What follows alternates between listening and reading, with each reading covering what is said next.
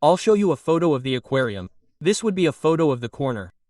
I'm going to show you the general photo, which would be this one here. Okay?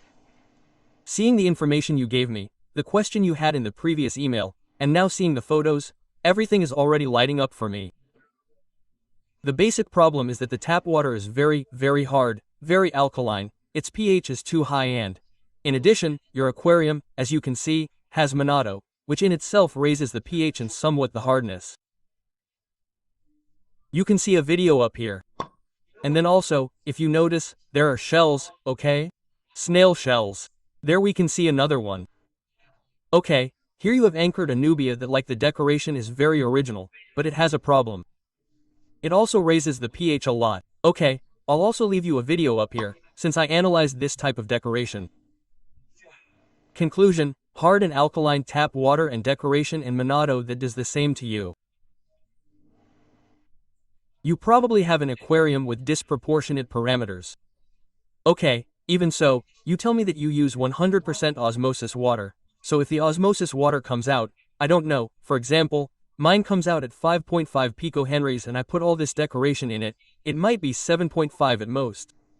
I don't know what parameters you haven't told me, but what I would do, okay? If you have test strips, throw them away.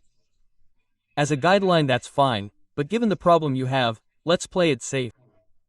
You need, drop test, okay? Of any brand you want. For example, I use Sarah, but the JBL ones are also very good. Drops, okay? You need a fixed pH and hardness of 100%. And if you also want to be on the safe side, the KH one, okay? They won't cost you much, they are relatively cheap tests. When you know what parameters you have, we can work on it. But anyway, I'm still going to try to clear up any possible doubts that may arise and try to improve the aquarium. To finish the topic of parameters, and let's move on to something else. If you use 100% osmosis water, you have manure and aquasis underneath and you fertilize with potassium and fluorus, with which the fertilizer issue and such are already fulfilled. You don't need to mix tap water because you're going to have parameters that are not at all suitable for these fish. Okay, with those fertilizers it's enough. The light and you have plants underneath meet their requirements, but you could expand it. I'll leave you a DIY up here in case you have to modify the lid, and then from there you can look for a light that might work for you. Any basic light will work well. The water is already in the light that you have in your aquarium. Okay? In fact, Chihiro's screens are the best in quality, value, and price. What would I do? Okay, what would I do? I would also use 100% osmosis water, and if the pH is more or less stable due to the manure and everything you have, the hardness, the osmosis water may not raise it, it may raise it by 1 or 2 points. It would be very low. Do not use tap water, I insist, okay? It will throw your parameters out of proportion. What I would do and what I actually do in my aquariums is use Sarah salts, which only raise the GH. They do not touch the pH and the KH either. So if due to the manure you already have a pH, I made it up, of 7, okay?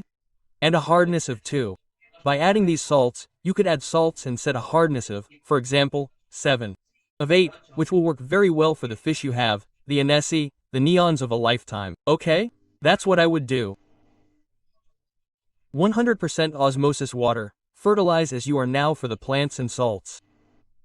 I'll leave a link below so you can see what it is, okay, in case it helps you. And now, yes, we are going to improve the aesthetics of the aquarium a little. I see things, as I told you, the shells, the first thing that will go, really, listen to me, remove them, but the moment you watch this video, take them out. More things. I see that you have a chain here. I don't know what this chain is here. I don't know if it's outside the aquarium, if it's inside. If it's inside, take it out. I don't know what it's doing there.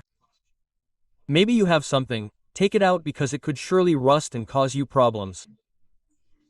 If it's outside, well, try. Disguise it somehow. Maybe you could put a background, for example, black or white. Okay? Then the heater and filter. We see that they are here practically in the center, a little to the side. Nothing, move them to a corner, for example, to this corner here, on the left. Place them vertically, okay? So that everything is somewhat in tune. Then I also see that here you have a controller, that you have a probe, maybe it is for the temperature issue.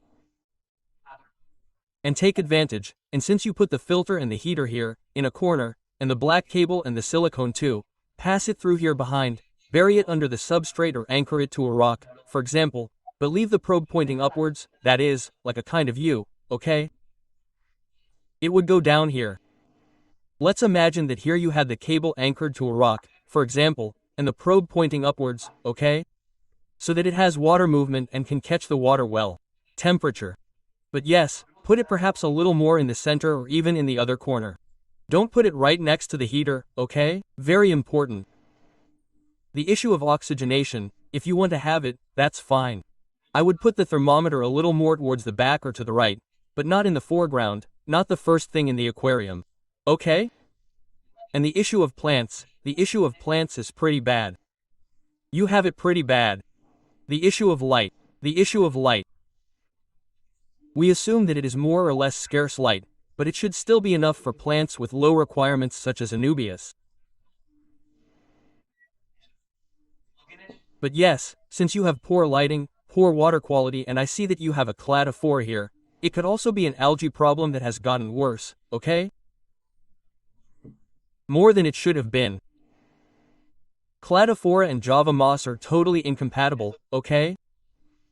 They form a kind of symbiosis and the aquarium goes to hell.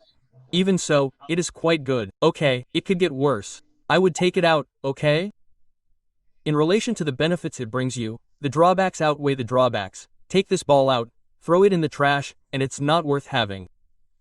And the rest of you who are watching this video, the same. Don't have this type of algae. It's still algae, we're putting algae directly into the aquarium. It's not worth it, take it out. The moss can probably be recovered, okay? Because if, for example, we put a dose of glutaraldehyde or hydrogen peroxide in it, it's going to die anyway. Therefore, the moss is out. It's a nest of algae. It's already a nest of algae, out. For the Anubias, try to get a little bit of Perlon, okay? And brush or scrape the algae off the Anubias leaves a little. You don't need to scrape too much because you'll destroy the leaf. Whatever you can, if the algae comes out, perfect. If not, let's move on to another method. Okay, I'll also leave you a link up here with all the algae that exist, or more or less 100% of the algae, how to treat them, how to avoid them in case it helps you. The subject of Ombulia is also quite discussed.